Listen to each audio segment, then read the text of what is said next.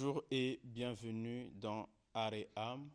Aréam où je reçois M. Saïd. Bonjour M. Saïd. Bonjour M. Saïd. Et avec lui, nous allons parler des défis du Coran. Il est le responsable, sinon le missionnaire de la communauté musulmane Ahmadiyya ici au Congo-Brazzaville. M. Saïd, les défis du Coran. Dimanche dernier, je ne sais pas si vous avez suivi Télé-Congo, notre plus précisément Studio 210, lors du face-à-face, Maître Avatar disait que dans le Coran, nous trouvons beaucoup de versets contradictoires.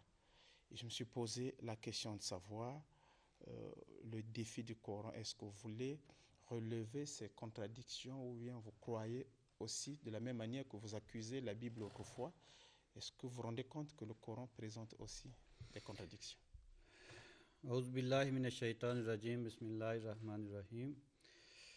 J'avais bien suivi le débat, mais je crois que façon donc lui il était en train de faire le bruit. Malheureusement, il n'a rien approuvé.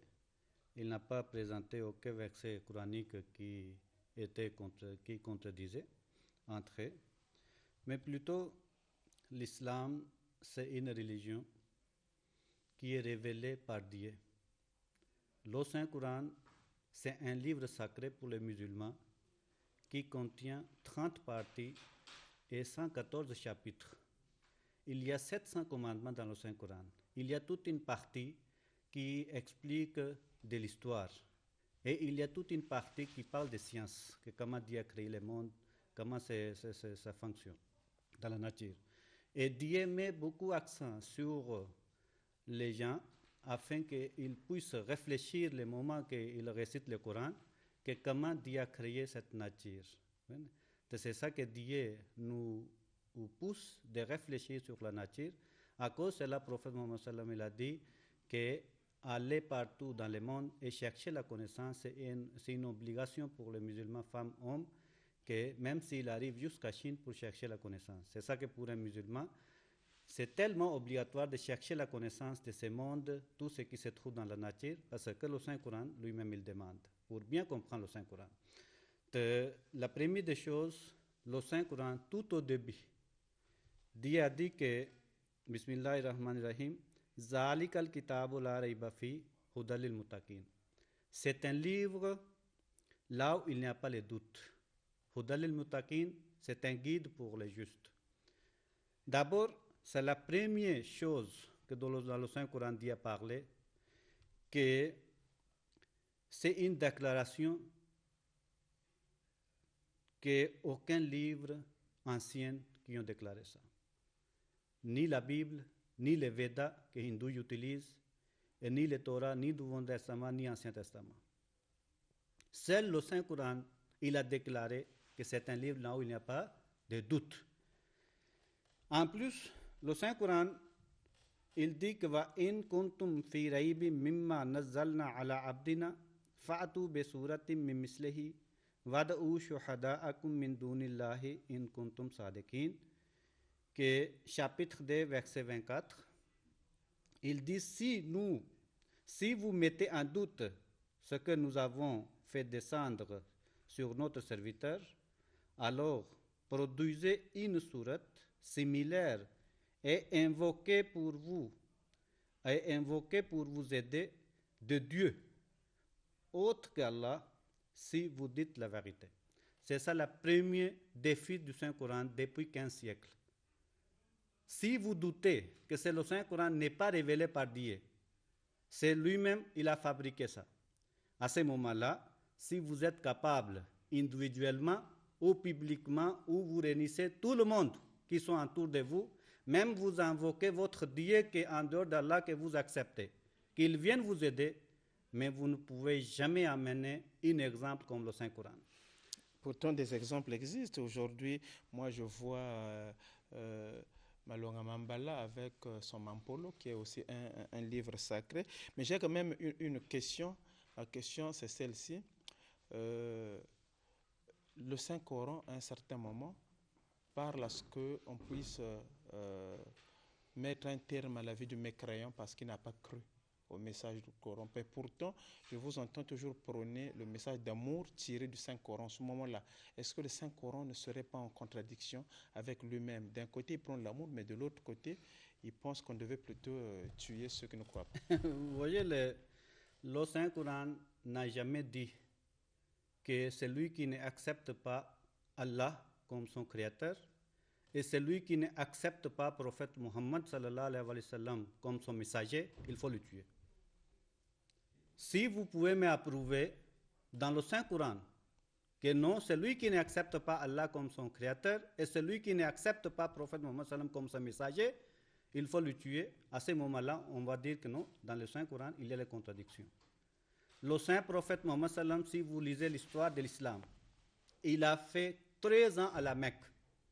Comment il était torturé, persécuté, ses compagnons étaient torturés, persécutés, ils étaient obligés de quitter les lieux là où il était né, là où il est grandi, là où il a passé 40 ans, mais il était obligé de quitter à cause de ces persécutions. À ce moment-là, tous les gens qui viennent attaquer sur l'islam, pourquoi d'abord ils ne relatent pas l'histoire? Le prophète sallam, il était obligé de quitter la Mecque.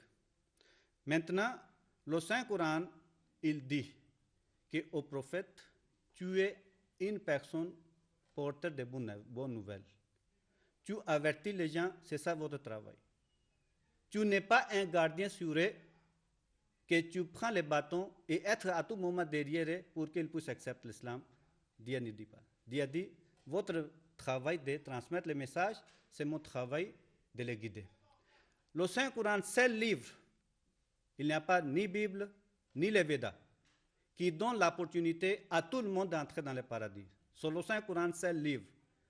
Lisez bien le Saint-Coran. Le Saint-Coran, il dit, même si vous êtes des juifs, même vous êtes des chrétiens, même vous êtes des sabbins, chaque personne qui accepte un seul créateur, n'importe quel nom que vous donnez, et vous faites les bonnes œuvres, vous aurez le paradis. C'est ça le Saint-Coran, il dit. Le prophète Muhammad sallam, il a reçu le message de la part de Dieu. Le Saint-Prophète sallam, il a dit au prophète, dites aux chrétiens, même s'il ne te prend pas comme un messager de Dieu, ce n'est pas grave.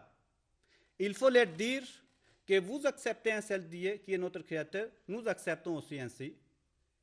Maintenant, il faut que nous réunissions sur le même point. Que vous acceptez un seul Dieu, nous acceptons aussi. Vous faites bonnes œuvres, nous faisons aussi les bonnes œuvres. Nous aurons tous la récompense. Le prophète Muhammad sallallahu alayhi wa sallam, il a passé 23 ans après avoir reçu les révélations.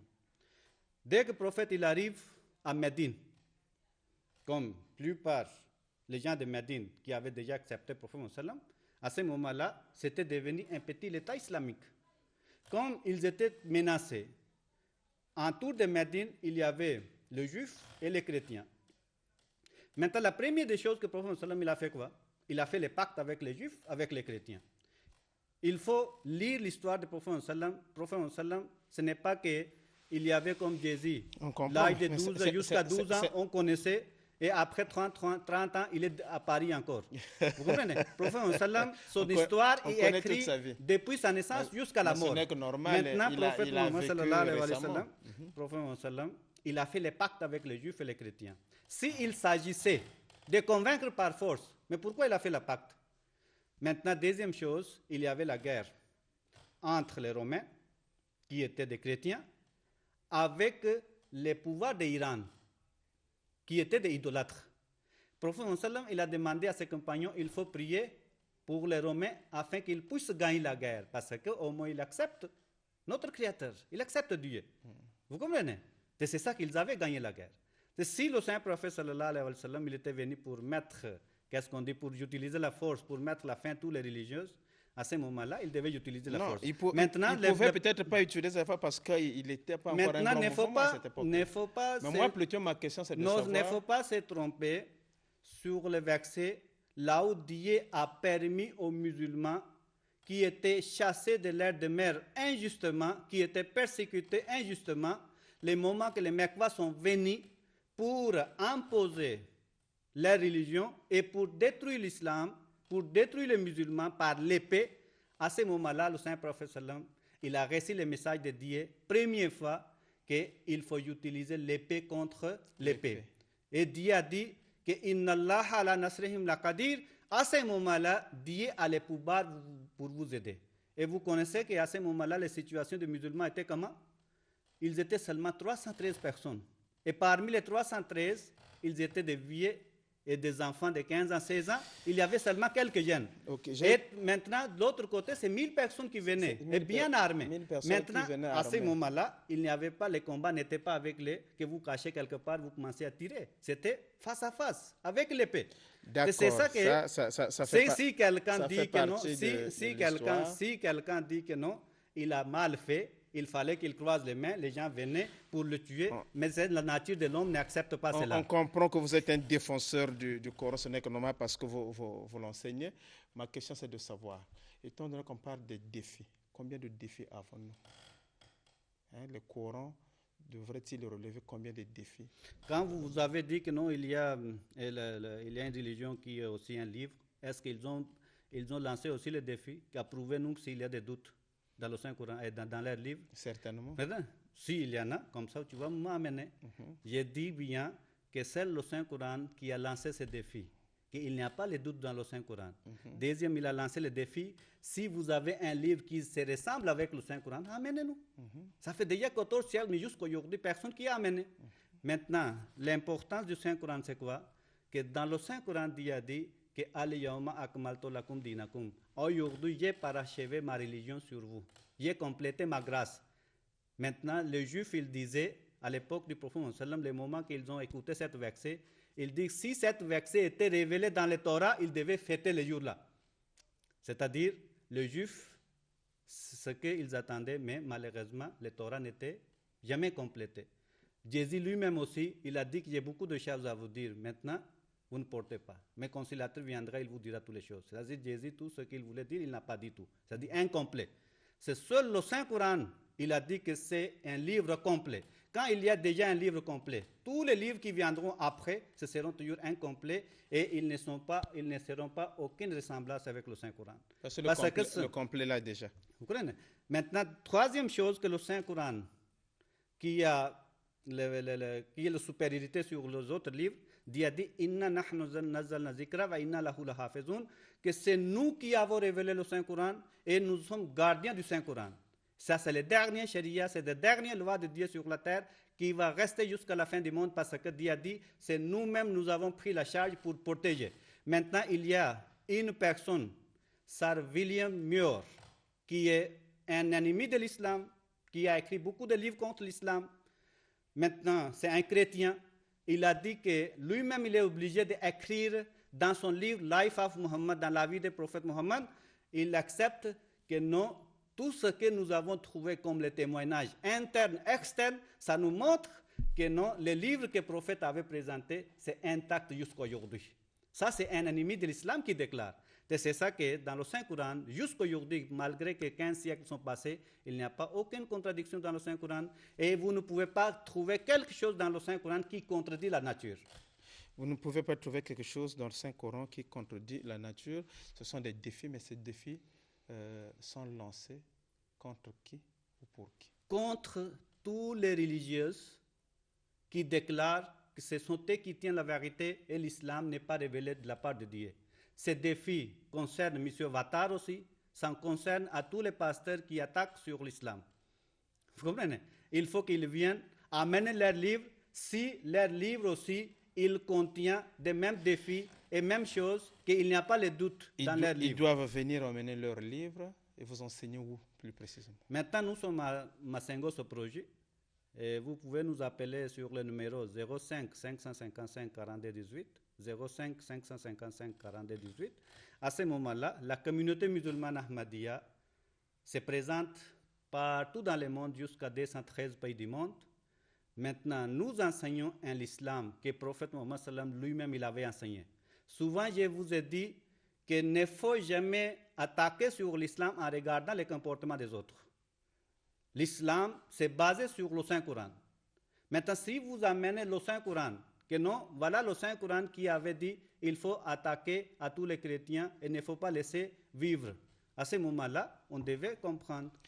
Merci J'attends tout le beaucoup. monde qui ont des versets comme ça, qu'ils viennent sur le plateau. Je vais Merci l'expliquer. beaucoup, Monsieur Saïd Ahmad. Voilà, le défi est lancé. Maître Avatar, vous avez entendu, vous êtes trompé en croyant qu'il y a des contradictions dans le Saint-Coran. C'est un livre où il y a des défis pour que vous puissiez comprendre que c'est l'unique et qui a été achevé, où il n'y a plus rien à ajouter, rien à enlever parce que tout est parfait. Nous voulons aussi dire un petit coucou à Monsieur Glégard qui est parti créer le club Studio 210 au Tchad après avoir passé 35 ans au Bénin en compagnie des autres membres du club Studio 210 de Cotonou, géré par Thomas Milandou. Et nous profitons aussi pour souhaiter un joyeux anniversaire à Ilongue Relide Okzan.